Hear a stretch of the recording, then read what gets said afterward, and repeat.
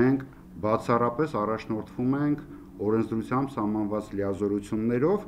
ինչը պարտավորեցնում է մեզ միատեսակ մոտեցում ցուցաբերել բոլոր իրավախախտ կազմակերպությունների նկատմամբ, չանդրադառնալով այդ կազմակերպությունների և դրանց սեփականատերերի համբավի գործոնների քննարկմանը։ Առանց խտրականության հարկայինը շարունակում է հրապարակել շահութահարկի մասով իրավախախտ կազմակերպությունների անունները, հատկապես այս հարկատեսակի մասով լուրջ ռեզերվներ են առկա համոզված են խոշոր հարկատուների տեսչությունում։ Հենց այս հարկատեսակն է,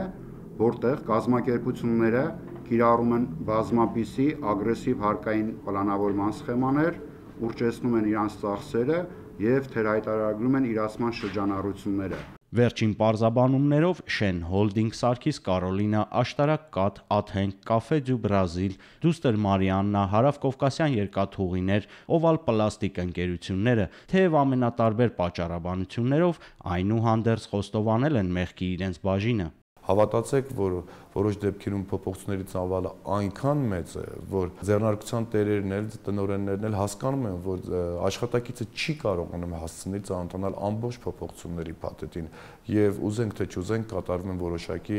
թեկուզ փոքր, բայց խախտումներ։ Անցած տարվա տարեկան ստուգման ժամանակ պարզվեց, որ մենք ունենք հետաձգված հարկային պարտավորություններ, որը մաքսային ավելացված արժեքի հարկ, երբ որ պիտի վճարեինք մաքսայինին, դա հետաձգվել է, դրանից հետո հսկողությունը հարկայինին է փոխանցվել, մեր մոտ բաց թողում է եղել։ Բացի այդ, գրանցված 528 խոշոր հարկ վճարող ընկերություններից 69-ը նախորդ տարիներին հայտարարագրել են հարկային վնասներ, որոնց ընդհանուր ծավալն անցնում է 130 միլիարդ դրամից, որից 115 միլիարդը բաժին է ընկնում ընդամենը 8 կազմակերպության։ Միայն էներգետիկայի ոլորտում գործող 5 ընկերություններ հայտարարագրել են 109 միլիարդ դրամի հարկային վնաս։ Այս կազմակերպություններն են Գազպրոմը, Հայաստանի էլեկտրական ցանցերը, Բարձրավոլտ էլեկտրական ցանցերը,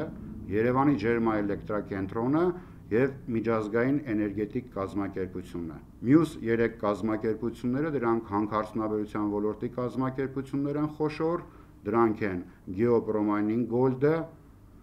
Ագարակի պղնձամոլիբդենային կոմբինատը և Ախթալայի լեռնահարստացման կոմբինատը։ Ընկերություններում այժմ սկսվել են լուրջ ստուգումներ իրականացնել։ Հաստատխտավորման մասով խախտումներով արդեն հայտնի են ռիսկային համարվող ընկերությունները, որոնց նկատմամբ հսկողությունը լինելու է պարբերական։ Էլիտ Շանտ սահմանափակ պատասխանատվությամբ ընկերություն, կազմակերպությունը օգտագործում է 30 ավտոմեքենա, ավելի քան 30 ավտոմեքենա, այս 30 ավտոմեքենաների միջոցով կազմակերպությունը իր արտադրած արտադրանքը առաքում է առևտրի տարբեր կետեր եւ այս կազմակերպության կողմից միջին օրական ընդամենը դուրս է գրվում 23 հարկային հաշիվ։ Ստացվում է, որ յուրաքանչյուր մեքենա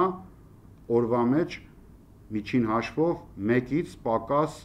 առևտրի կետի ապրանքներ մատակարարում։ Նման երևույթ կա նաեւ Մարտին Սթար կազմակերպությունում։ Նատֆուդ մսամթերքի ընկերությունում էլ պարզվել է, որ ընկերության իրացրած ապրանքի ծավալը 40%-ով գերազանցում է հայտարարագրվածին։ Անճշտություններ կան նաև նավթամթերքի շուկայում գործող ընկերություններում։ CPS կազմակերպությունում, Ֆլեշ կազմակերպությունում